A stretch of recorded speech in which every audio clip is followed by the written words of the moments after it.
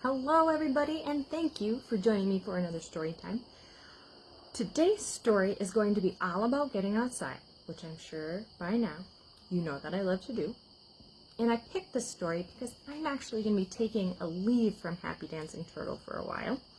And I will be camping all over the US, we'll be traveling around, I'll be living in a camper, we'll be doing tent camping, we'll be taking some hiking trips, and I'm very excited to have that time outside.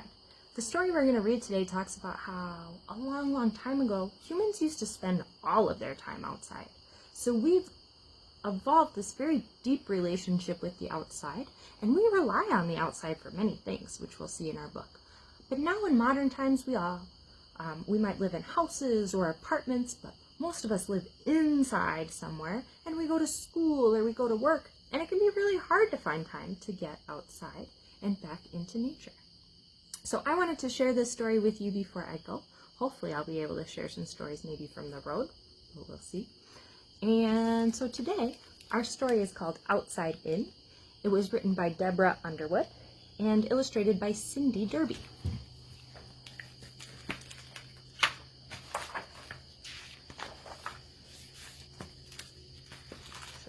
So, Outside In.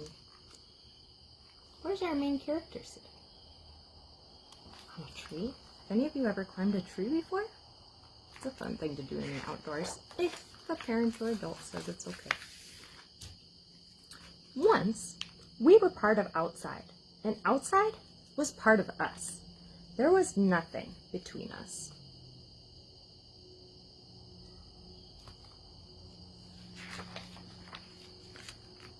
Now, sometimes, even when we're outside,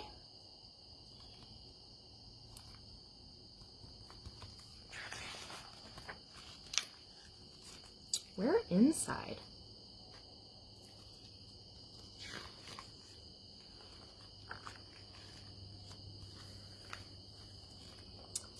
We forget outside is there. Right? How many of us leave home in the morning, we go to work or school inside of a car or a bus, we come home and we go back inside, maybe do homework, maybe watch TV. Don't spend a lot of time outside.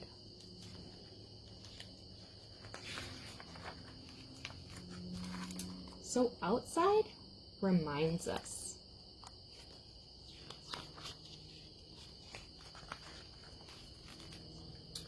With flashes at the window and slow magic tricks.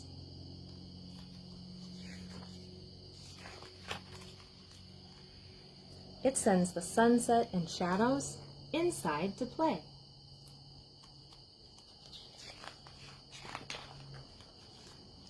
Outside sings to us with chirps and rustles and tap-taps on the roof.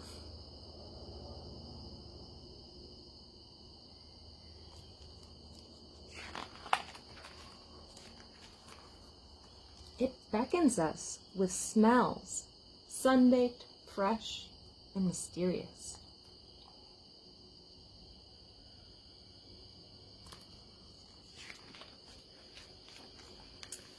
Outside feeds us. Sun, rain, and seeds become warm bread and berries. Maybe even some of you grow food outside, right? In a garden or a community garden. Outside cuddles us in clothes, once puffs of cotton. It holds us in wooden chairs, once trees.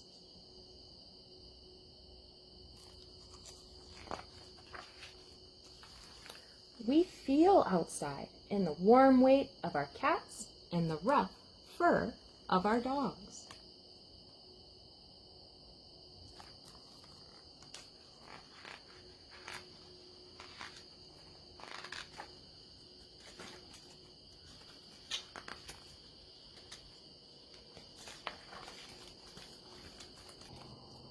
Outside shows us there's a time to rest and a time to start fresh. Sometimes when we're inside at night with all of our lights on, we don't really get as much sleep as we should. Maybe we're up late watching TV or a movie. Outside keeps us on a natural schedule. Outside steals inside. A spider seeking shelter, a box elder bug in the bath, a tiny snail on kale.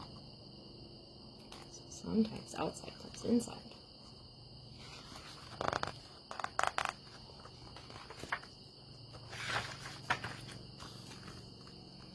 Even rivers come inside, cool water rushing, eager to return to the sea. So you can see pipes bringing the river water up into our houses. Maybe you're brushing your teeth, washing your face. It's outside. I'm here, outside says. I miss you.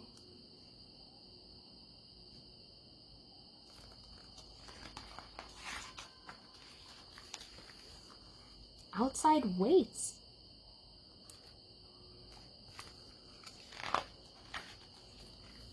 And we answer.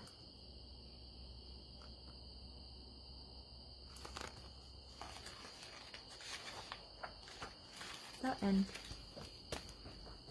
So this book is all about the importance of getting back outside because it is so good for us and it is what humans have always done, and we're very connected to the outside. And when we don't have those connections to outside, sometimes that can contribute to us feeling sad or maybe anxious, and we don't want to feel that way. So make sure you're spending lots of time outside. I'm going to be traveling, so I get to spend lots of time outside. I'm very excited for that. I hear outside calling me, and I'm going to listen, and I'm going to go out for a while. So I cannot wait to see you all again. Stay tuned. There might be some story times popping up. Can't wait. Bye-bye.